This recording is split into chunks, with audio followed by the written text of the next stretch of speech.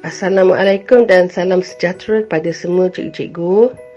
Pada hari ini, saya akan segarkan balik ingatan cikgu-cikgu tentang macam mana nak isi amalan baik murid-murid dalam SSDM. Okey, mula-mula sekali kita type SSDM KPM dalam Google tu.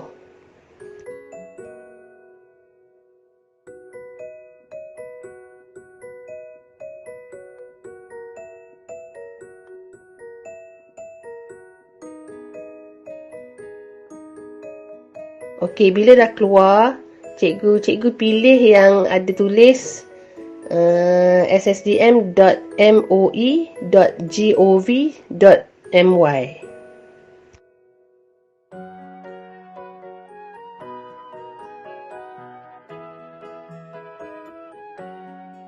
Okey, bila dah klik tadi, dia akan keluar lah laman web macam ni. Laman web SSDM KPM.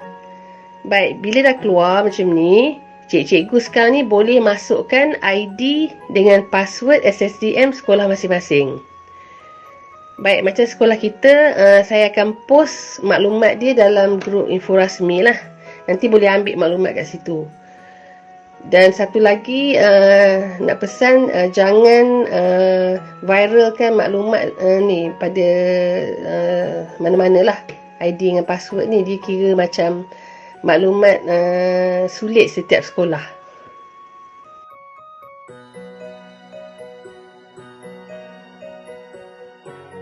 Baik, bila cikgu-cikgu dah login, okey, dia akan keluar macam ni lah. Dia akan keluar kat belah kiri tu carian murid, cetakan surat dan log keluar. Okey, sekarang ni kita nak cari maklumat murid. Okey, sekarang ni cikgu-cikgu kena isi sama ada IC murid-murid ataupun nama penuh dia. Baik, kat sini saya nak beritahu cikgu-cikgu, dia biasa kat bahagian ni lah yang kita rasa macam susah sangat nak isi, sebab kita nak cari nama budak, nak cari IC. Jadi saya nak bagi carangan kat cikgu-cikgu. Okey, kita buat macam ni.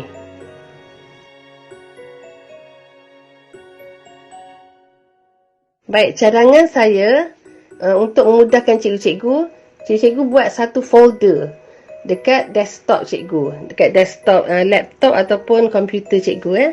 Okey, dalam folder tu cikgu boleh isilah maklumat murid-murid yang cikgu ajar, kelas yang cikgu ajar dan nama-nama dan IC anak murid cikgu.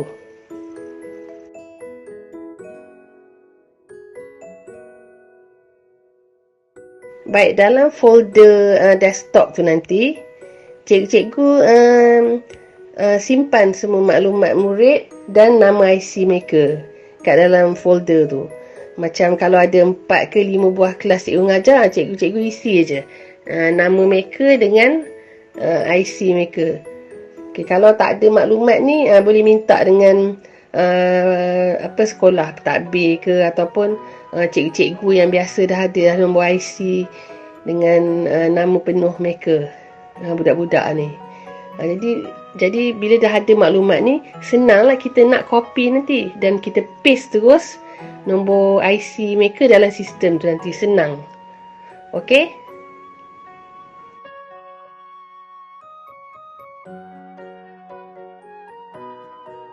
Okey, bila cikgu-cikgu dah cari dah maklumat budak tu tadi, dia sama ada nombor IC ataupun nama murid tu, jadi cikgu-cikgu paste lah dekat ruangan ni.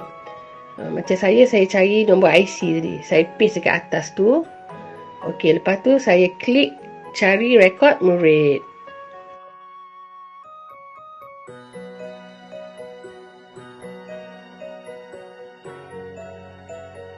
Okey, bila cikgu dah klik tadi cari cari rekod murid tu, dia akan keluarlah maklumat murid tu macam kat dalam gambar tu. Okey, nama budak tu apa? Aisyah binti apa entah. Okey, lepas tu nombor IC dia pun ada, kita check betul tak dia kelas mana. Lepas tu dia tahun berapa semua. Okey, kalau betul, cikgu klik belah kanan sekali tu, katak warna biru tu, Papa. Okey, klik Papa tu pula.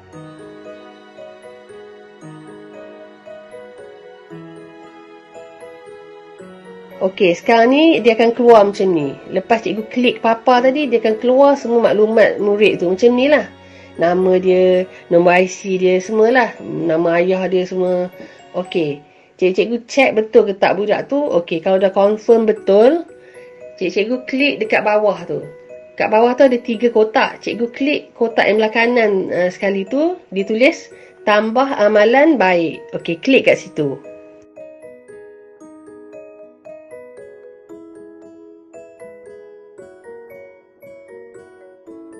Okey, bila cikgu dah klik kotak tambah amalan baik tadi, okey, dia akan keluarlah macam ni.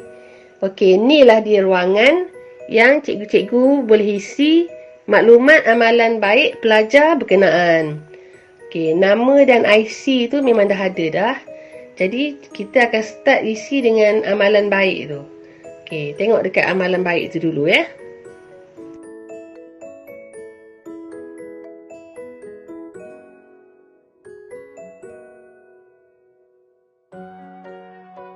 Baik, untuk amalan baik ni kita klik sila pilih.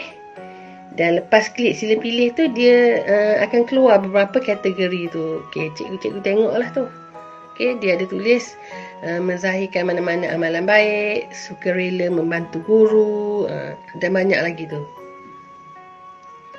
Baik, di musim pandemik ni saya nak ingatkan cikgu-cikgu, amalan baik ni dia limited lah sikit yang budak-budak boleh buat kan. Jadi yang paling sesuai ni hanya 2 yang dekat atas tu, iaitu menzahirkan mana-mana amalan baik dengan sukarela membantu guru. Okey, jadi saya rasa 2 tu je lah yang sesuai. Okey, kategori yang pertama ni ialah menzahirkan mana-mana amalan baik. Baik, kategori ni lah yang paling popular sekali di kalangan anak-anak murid kita. Baik, sebenarnya kategori ni kita boleh key in tiap-tiap hari sebenarnya untuk setiap anak murid kita. Okey, kenapa saya beritahu macam tu? Sebab sebenarnya dari kategori ni, dia orang sebenarnya telah menzahirkan banyak sangat amalan baik dalam diri mereka tiap-tiap hari sebenarnya. Okey, contohnya apabila mereka sentiasa bagi respon pada kita tiap-tiap hari dalam PDPR tu lah. Okay, contohnya macam tanya soalan, tanya macam mana nak buat, bila dia orang ada communicate dengan kita dalam WhatsApp ataupun dalam Telegram tu, tu kira macam kategori menzahirkan amalan baik dalam diri mereka tu sebenarnya. Okay, contohnya contoh yang lain macam kalau mereka hantar awal kerja mereka. Okay, tu kira boleh lah tu.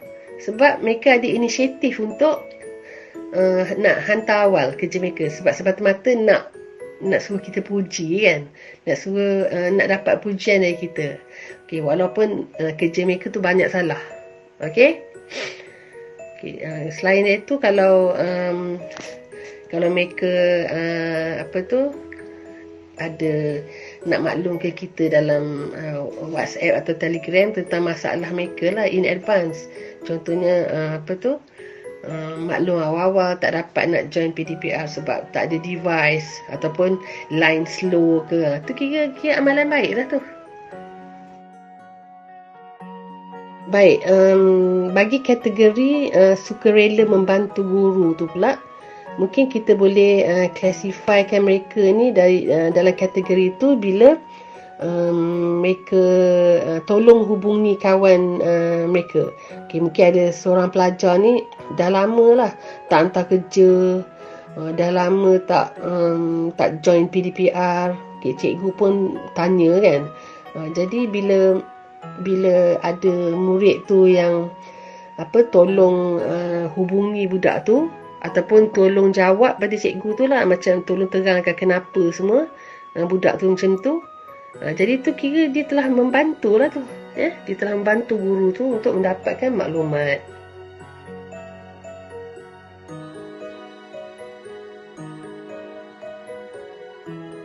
Baik, bila cikgu dah selesai memilih kategori amalan baik tadi, cikgu isi pula ruangan bagi tarikh dengan masa. Baik, cikgu tengok contoh yang saya buat dalam gambar tu. Tarikh saya buat 30 Ogos, masa 10.30 AM. Okey, yang tu contoh lah saya buat. Sebab pada tarikh dan masa tu saya ada kelas BI. Okey, kelas BI saya pukul 10 suku sampai 12 suku. Jadi pukul 10.30 tu pelajar ni telah hantar mesej pada saya untuk bertanya soalan lah, ya. Bertanya soalan yang dia tak faham, macam mana nak buat ni semua dan sebagainya lah, ya. Okey. Jadi kalau cikgu tengok kat situ, saya ada tulis bagi pengisian maklumat tarikh dan masa perlu sentiasa berhati-hati. Okey, kenapa tu? Kenapa saya buat tanda seruan banyak tu? Okey, kat sini ni sebab saya dapati banyak kesilapan, ya. Kesilapan ni bukan sebab ni tak tahu, tapi sebab terlupa nak klik, nak tukarkan masa tu. Okey, cikgu-cikgu ramai yang terlupa nak tukar AM tu kepada PM. Okey, kita kena tukarlah AM tu kepada PM kalau kejadian tu pukul 12 ke atas. Pukul 12 tengah hari ke atas, Okey, contohnya kalau pelajar tu ada melakukan amalan baik dia tu pukul 12:10 ataupun pukul 12 tengah hari, kan. Okey, cikgu kena klik lah pukul 12 tengah hari, 12 PM, ya. Pukul 12:10 tengah hari kita kena tukar 12:10 PM. Okey. Bukan cikgu tak tahu, tapi cikgu terlupa.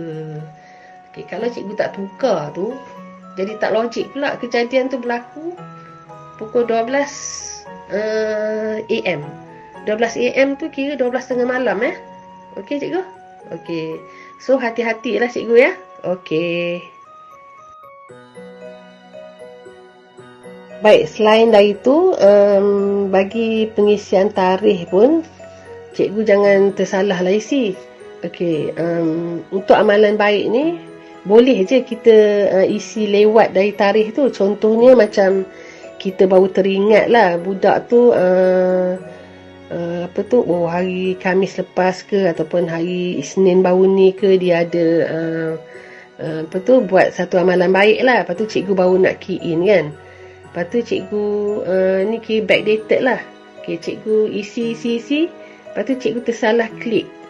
Tarikh tu sebenarnya cuti. Macam cikgu tersalah tarikh. Jadi tak boleh lah. Sebab dia kira macam jadi tak logik lah, ya. Sebab pada hari kejadian tu sebenarnya cuti. Cuti umum ke, cuti sekolah ke. Jadi cikgu kena betul-betul hati-hati. Pastikan tarikh yang cikgu nak letak tu adalah tarikh yang memang hari PDPR. Tarikh yang macam budak-budak tu ada buat PDPR rasmi dengan kita. Okey?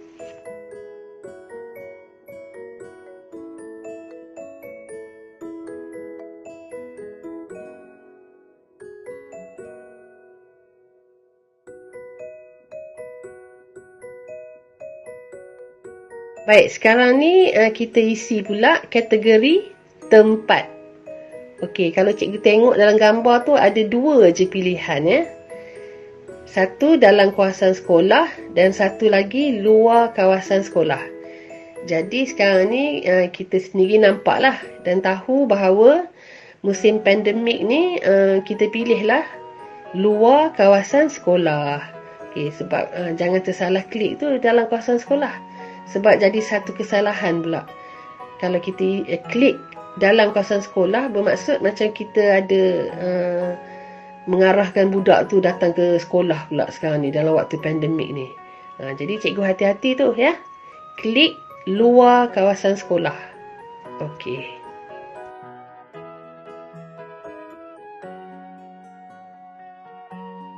Baik, kategori yang seterusnya ialah kategori pengisian keterangan amalan baik. Okey. Yang ni maksudnya keterangan amalan baik pelajar tu lah. Apa benda yang dia dah buat hari tu yang kita nak huraikan dalam ruangan ni. Okey. Okey, sebenarnya kategori ni lah yang macam cewek sikit lah. Dan banyak kerja sikit. Sebab kat sini lah kita kena tulis dan huraikan tentang apa yang budak tu dah buat. Okey. Kat sini, saya nak bagi cikgu satu idea lah yang boleh memudahkan kerja cikgu, ya. Baik, kita tengok apa idea tu.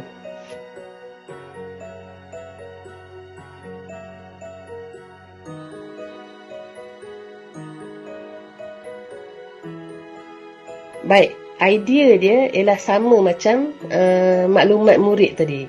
Okey, cikgu isi dekat desktop cikgu satu folder keterangan amalan baik. Okey. Okey, apa ada dalam folder tu? Okey, jom kita tengok.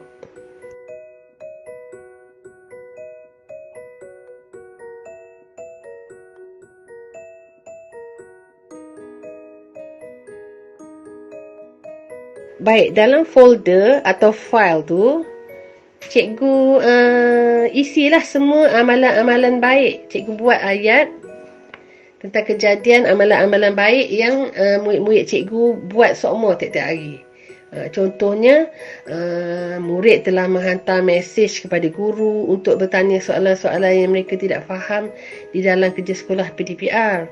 Okey, lagi murid telah menjadi salah seorang pelajar yang terawal menghantar kerja sekolah PDPR. Okey, kemudian yang lain, murid telah membantu guru menghubungi rakan-rakan yang belum menghantar kerja sekolah PDPR. Dan banyak lagi lah boleh cikgu listkan. Listkan semua yang kira macam kejadian yang sama lah, yang biasa anak-anak murid cikgu buat. Okey, cikgu listkan semua. Okey, supaya senang kita nak copy. Okey, kita boleh copy ayat tu dan untuk kita pastekan dalam sistem. Okey, contohnya dalam gambar ni saya dah copy ayat yang pertama tu. Murid telah menghantar mesej kepada guru untuk bertanya soalan-soalan yang mereka tidak faham dalam kerja sekolah PDPR. Okey, saya copy ayat yang ni, ya. Okey, jom tengok kotak yang seterusnya.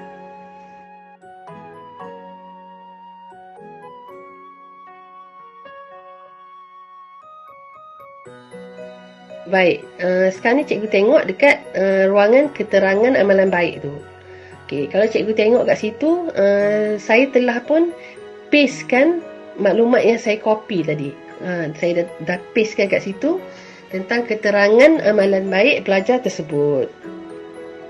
Okey, jadi di sini memang telah memudahkanlah kerja saya. Sebab kalau tidak saya memang kena menaiklah. Murid telah menghantar mesej kepada guru. Jadi kerja-kerja ni lah yang makan masa kita banyak, ya.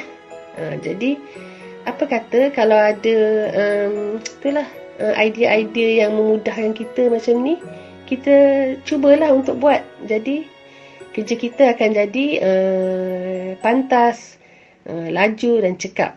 Okey?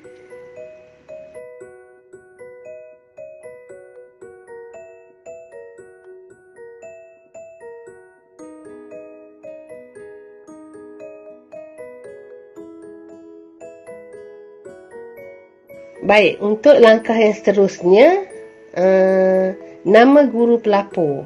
Okey, di sini cikgu carilah nama cikgu. Klik dekat sila pilih nama guru tu.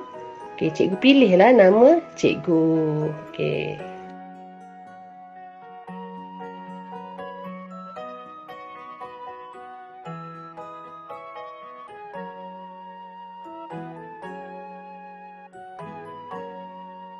Okey, bila dah pilih dah nama cikgu, dah semak semua maklumat, dah puas hati dah.